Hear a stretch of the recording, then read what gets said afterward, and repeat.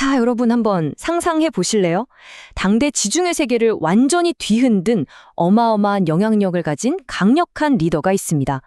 이 사람은 마음만 먹으면 마땅히 누릴 수 있는 안락함, 그리고 엄청난 사회적 지위가 있었어요. 그런데 말이죠, 그는 그 모든 걸 스스로 거부합니다. 그것도 아주 철저하고 단호하게 말이죠. 대체 왜 그랬을까요? 오늘 우리가 깊이 파헤쳐볼 고린도전서 9장, 바로 사도 바울의 이야기 속에 그 놀라운 해답이 숨겨져 있습니다. 이번 분석을 통해 이 거대한 역설의 진짜 의미를 함께 찾아가 보시죠. 여기서 제가 진짜 묻고 싶은 게 이겁니다. 도대체 왜일까요? 왜 굳이 자기 권리를 거부하냐는 거죠? 누군가가 의도적으로 심지어 하나님이 주신 특권이나 사회적으로 너무나 당연한 자기 권리를 스스로 포기하고 돌아선다는 게 말이 되나요? 이 질문, 그냥 수천 년 전의 낡은 역사 이야기가 아닙니다.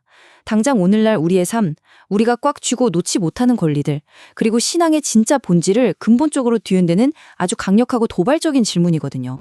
자, 그럼 첫 번째 부분, 사도의 권리를 변호하다. 고린도에서의 권위 확립부터 바로 들어가 보죠. 1세기 고린도, 어떤 곳이었을까요? 화려함, 그 자체였죠. 돈도 많고 말 잘하는 웅변가들을 우러러보던 항구 도시였습니다. 사람들은 지식과 철학을 철저하게 돈으로 계산하는 데 익숙했어요. 그래서 고린도 사람들은 거친 텐트천을 꿰매며 땀 흘려 일하는 바울의 초라한 모습을 보고 수군거리기 시작합니다. 돈도 안 받네? 진짜 사도 맞아? 하면서 그의 권위를 엄청나게 의심했죠. 그런데 바울, 절대 피하지 않습니다. 오히려 속사포처럼 날카로운 질문들을 마구 쏟아내면서 정면으로 치고 들어가요. 내가 자유인이 아닙니까? 그는 자신이 억지로 일하는 노예가 아니라 스스로 선택할 수 있는 완벽한 권리와 자유를 가진 사람이라는 걸 먼저 쾅 하고 선언해버립니다. 이건 단순한 변명이 아니에요. 앞으로 쏟아낼 엄청난 논리를 위한 아주 치밀하고 기가 막힌 빌드업인 거죠.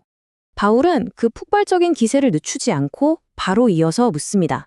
내가 사도가 아닙니까? 바울은 자신을 깎아내리려는 사람들에게 다메섹 길 위에서 부활하신 예수님을 직접 만났던 그 압도적인 사건을 드립니다. 그리고 아주 결정적인 펀치를 날리죠. 아니, 다른 사람도 아니고 바로 여러분, 고린도 교인들 당신들이야말로 내 사도직을 증명하는 살아있는 증거 아닙니까? 라고 당당하게 외칩니다.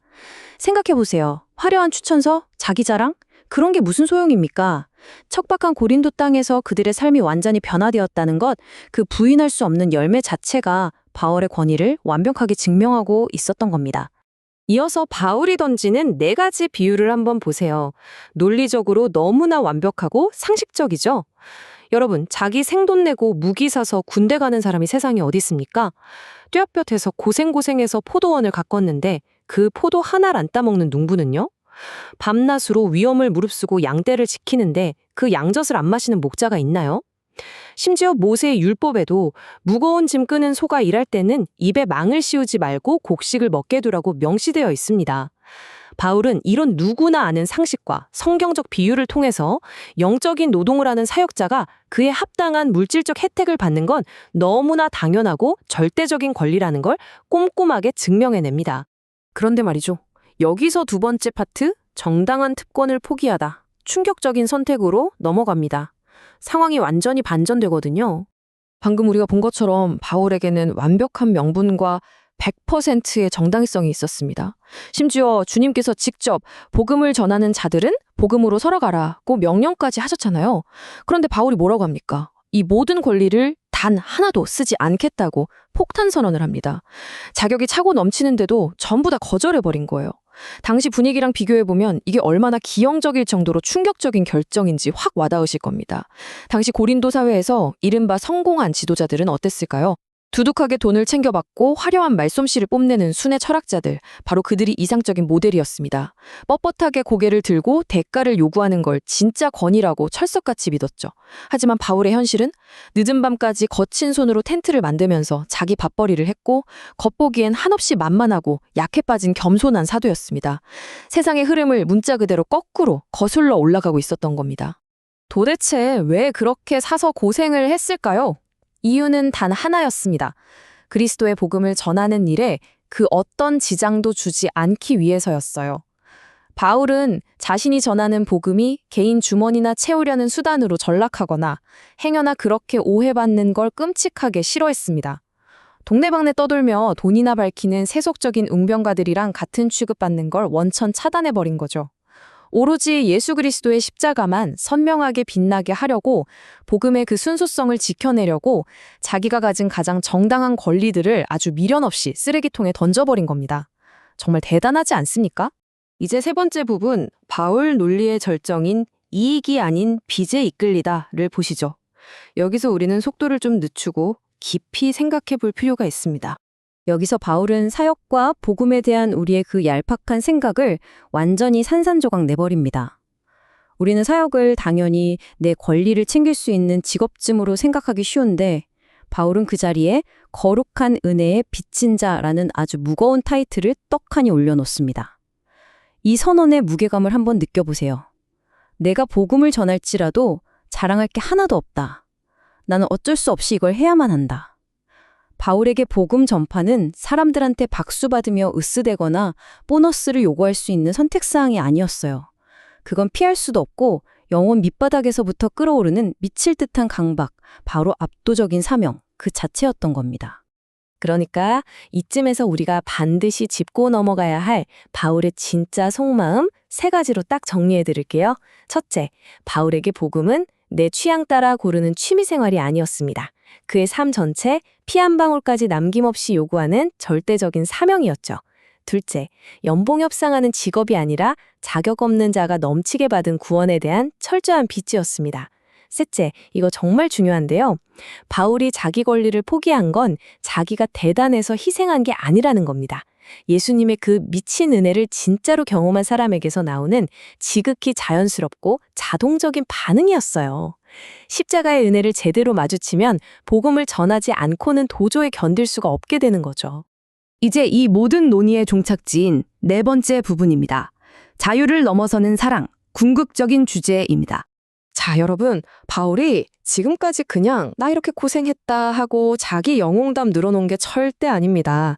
앞에서 고린도전서 8장에 나왔던 그 핵심 원리, 내 자유보다 연약한 자를 향한 사랑이 언제나 무조건 우선이다 라는 걸 자기 삶을 통째로 갈아넣어서 증명해 보인 거예요. 그렇다면 바울이 새롭게 정의하는 자유라는 걸 화면에서 한번 보시죠. 우리가 아는 자유는 뭔가요? 남 눈치 안 보고 내 권리 당당하게 주장하는 거잖아요. 하지만 바울은 완전히 정반대로 말합니다. 진짜 자유란 영적으로 연약한 사람들을 가슴에 품고 복음이 더 빛날 수만 있다면 내 권리를 아주 자발적으로 기꺼이 포기할 수 있는 능력이라고요. 억지로 참거나 눈치 봐서가 아니라 그 사람을 진짜 사랑하니까 내 권리를 기쁘게 꺾어버릴 수 있는 내면의 힘. 이게 바로 세상은 절대 이해 못하는 기독교의 진짜 자유입니다. 그럼 이제 우리 얘기를 좀 해볼까요? 이 엄청난 진리 앞에서 우린 당장 어떻게 살아야 할까요? 오늘 여러분의 일상에 찰떡같이 적용할 수 있는 세 가지 스텝을 알려드릴게요. 첫째, 솔직하게 자기 속마음을 들여다보세요. 혹시 직장에서 승진하려고 아님 마음 좀 편해지려고 신앙을 하나의 도구로 써먹고 있진 않습니까? 아니면 그저 날 살려주신 은혜에 눈물나게 감사해서 반응하고 계신가요? 둘째, 빚진 자의 마인드를 장착하세요. 오늘 당장 직장 동료나 가족이랑 대화할 때 아, 내가 이 말 한마디는 무조건 이겨먹어야 하는데 싶은 그 자존심 한번 꺾어주는 것, 그게 바로 복음의 빚진 자의 진짜 모습입니다. 셋째, 기도로 결단하세요.